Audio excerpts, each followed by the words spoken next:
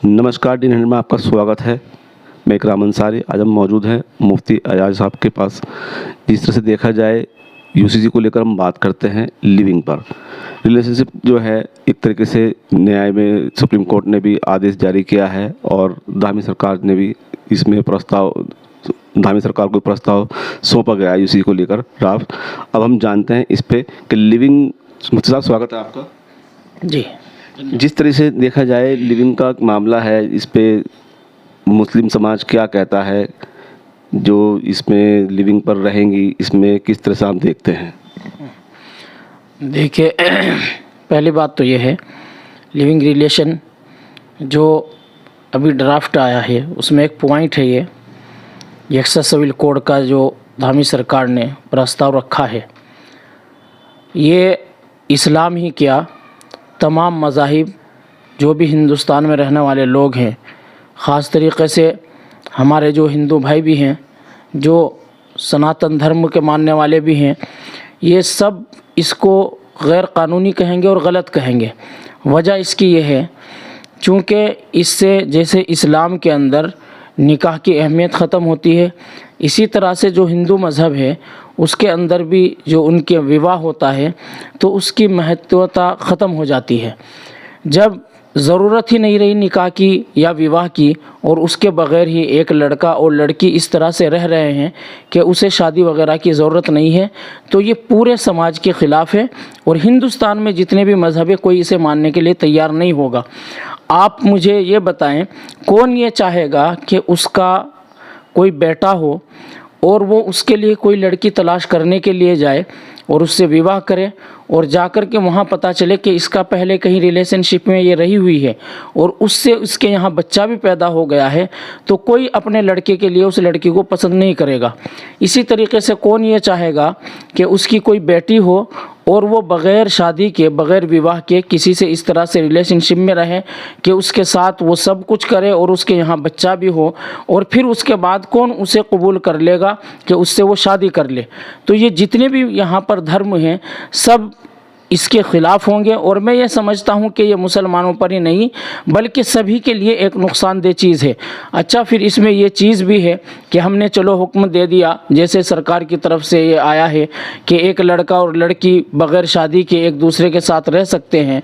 तो अगर कोई शोहर है और उसने शादी कर रखी है और उसके बाद जो है उसकी पत्नी किसी और के साथ रिलेशनशिप में रहती है या वो खुद किसी और के साथ रिलेशनशिप में रहता है, तो इस तरह से कौन पत्नी पसंद करेगी कि मेरा पति किसी और के साथ जा कर के रहे, या कौन पति ये पसंद करेगा कि मेरी बीवी किसी और के साथ भी रिलेशनशिप में रहे।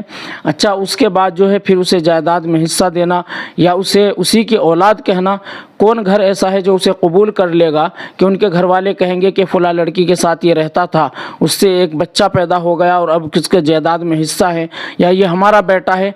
तो समाज इस बात को गवारा नहीं करेगा और उसे कबूल भी नहीं करेगा। तो ये तमाम की तमाम चीज़ें इस्लाम में तो है ही नाजायज़, लेकिन इसके अलावा जो मज़हब को मानने वाले हैं और अपने मज़हब पर पूरी तरीके से चलते हैं वो भी इसको कबूल नहीं करेंगे।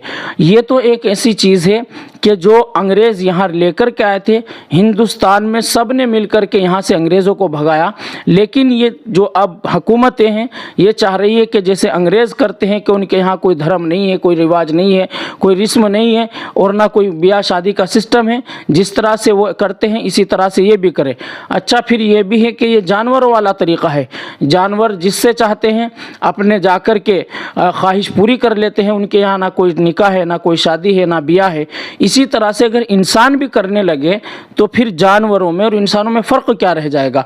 फ़र्क तो सिर्फ यही है कि शादी हो, विवाह हो और इज़्ज़त के साथ, और सभी ये चाहते हैं कि इज़्ज़त के साथ मेरी बेटी घर से जुदा हो और घर से उसकी विदाईगी हो और दूसरे घर में जाए। और अगर वो ना शादी करेगी ना ब्याह करेगी और इसी तरीके से किसी के साथ रहने लगेगी तो समाज में वो एक गलत मैसेज जाएगा और इससे फिर एक बेहयाई का रास्ता खुल जाएगा। फिर ना विवाह की कोई अहमियत रहेगी और ना शादी की कोई अहमियत रहेगी, ना निकाह की कोई अहमियत रहेगी। तो ये ऐसी चीज़ है, अगर अभी कुछ लोग ये समझ रहे हैं कि ये सिर्फ मुसलमानों के लिए है और मुसलमानों को ये नुकसान देगा, ऐसा नहीं है। आगे चल करके इससे इतने सारे नुकसान होने वाले हैं कि जब ये चीज़ समाज में फैलेगी और आहिस्ता आहिस्ता हमारे बच्चे रिलेशनशिप की तरफ जाएंगे और लिव इन रिलेशन वो करने लगेंगे, तो फिर आप देखेंगे कि कितने सारे इससे नुकसान होंगे। फिर हम देखेंगे कि हमारे बच्चे वो हमारी बात भी नहीं मानेंगे और वो शादी भी नहीं करेंगे, जहाँ चाहेंगे जिस तरह से चाहेंगे वो अपने खुशी से जा कर के रहेंगे। और ये जो हमारी किताबों में भी है और इसी तरह से जो हमारे हिंदू भाई हैं उनकी किताबों के अंदर में भी, वेद के अंदर भी लिखा हुआ है कि अगर कोई बगैर शादी के बगैर विवाह के किसी से जाकर के रिलेशनशिप करता रहता है तो वहाँ भी वो पाप लिखा हुआ है। इसी तरह से हमारे यहाँ भी ये गुनाह लिखा हुआ है। अगर इस तरह से बच्चे एक दूसरे के साथ रिलेशनशिप में रहने लगे तो फिर मैं ये समझता हूँ कि पूरे हिंदुस्तान से, चाहे वो हिंदू मज़हब हो चाहे वो इस्लाम का मज़हब हो, तो जो विवाह की और निकाह की अहमियत है वो बिल्कुल ख़त्म हो जाएगी। ना फिर फेरों की ज़रूरत है, ना निकाह की ज़रूरत है, और फिर ना माँ बाप की ज़रूरत पड़ेगी बच्चों को। वो बग़ैर माँ बाप के मशवरे से जहाँ चाहेंगे जिस तरह से चाहेंगे अपनी ख्वाहिशें पूरी करेंगे। और आगे चल करके आप देखेंगे कि इसका कितना बड़ा नुकसान होगा। अभी लोग ये समझ रहे हैं कि इसका कोई नुकसान नहीं, ये तो बहुत अच्छी चीज़ है, लेकिन जो इज़्ज़तदार घराने हैं जो आज भी ये चाहते हैं कि हमारी इज़्ज़त बरकरार रहे और हम ख़ानदानी लोग जो भी होंगे वो इसको बिल्कुल भी कबूल नहीं करेंगे और ना इसको पसंद करेंगे। जिस तरीके से अगर बच्चा पैदा हो जाता है तो उसको माँ बाप की बात आती है, तो माँ कहेगी कि मेरा नहीं है, बाप कहेगा मेरा नहीं है, लेकिन डीएनए के आधार पर उसको कहा जाएगा। लेकिन इसमें बच्चा जो होगा उसकी परवरिश किस तरह से हो पाएगी? हाँ, ये एक बड़ा सवाल है। आप देखें कि जैसे आपने कहा कि माँ भी मना कर रही है और बाप भी मना कर रहा है। अच्छा, जब ये बच्चा डीएनए के हिसाब से देखा जाएगा, जहाँ भी चलो अगर उसको अदालत ने कह भी दिया, हमारे जितने भी कोर्ट हैं उन्होंने कह दिया कि ये बच्चा डीएनए के हिसाब से माँ का है या बाप का है या दोनों के साथ रहेगा। अब उसके बाद जिसके साथ लड़की के वहाँ से जहाँ से बच्चा आया है उसकी शादी तो कहीं और हो गई, और ये जो मर्द था ये लड़का इसकी शादी कहीं और हो गई, तो वो बच्चा किसके साथ जाएगा और कौन उसे कबूल करेगा? अगर एक लड़की बाद में कहीं शादी करती है और वो जाती है तो उसके ससुराल वाले नहीं उस बच्चे को पसंद करेंगे ना उसको कबूल करेंगे। इसी तरह अगर ये कहीं और शादी करता है और इसका विवाह कहीं और हो जाता है तो इसके घर वाले भी उस बच्चे को कबूल नहीं करेंगे, तो ये बच्चा भी बर्बाद हो जाएगा। और हमारी अदालतें जो पहले से जिन पर इतने मुकदमे जा रहे हैं और इतनी बोझल हुई पड़ी हैं कि उन पर फैसला करने के लिए बहुत टाइम लगता है एक एक फैसले को, तो आगे और ज़्यादा बोझल वो हो जाएंगे और ज़्यादा मुकदमात उनके पास जाएंगे। तो ये तो एक उलझाने वाला मसला है, एक ऐसा मसला हो जाएगा कि जिससे समाज के अंदर बुराई तो आम होगी, उसके साथ साथ जो है ये आपने बच्चे की बात करी कि बहुत सारे बच्चे भी उसमें बर्बाद और ज़ाय किए जाएंगे। फिर बच्चे को धर्म से देखें तो कोई भी धर्म हो, उस बच्चे को क्या धर्म के नाम से नाम दिया जाएगा या उसको हराम हलाल क्या कहा जाएगा? हाँ, अब देखें उस बच्चे को कोई भी, मैं जैसे बताया अभी कि इज़्ज़तदार जो घराने हैं जो ख़ानदानी लोग हैं कोई भी इस बात को पसंद नहीं करेगा। और आज भी आप देखें कि मुआशरे में अगर इस तरह से कोई लड़का किसी लड़के के साथ रहता है या कोई लड़की चली जाती है और उसके यहाँ बच्चा पैदा हो जाता है तो सब उसे हराम का बच्चा कहते हैं और कोई उसे कबूल नहीं करता। और फिर जब तक वो बड़ा होता है पूरी ज़िंदगी मुआशरे में इसी नज़र से वो देखा जाता है, यानी उसकी कोई इज़्ज़त नहीं होती। लोग उसे इस नज़र से देखते हैं कि ये तो फुला के यहाँ बच्चा पैदा हो गया था और इस तरह से हो गया था, इसका ना कोई बाप है ना कोई इसकी माँ है।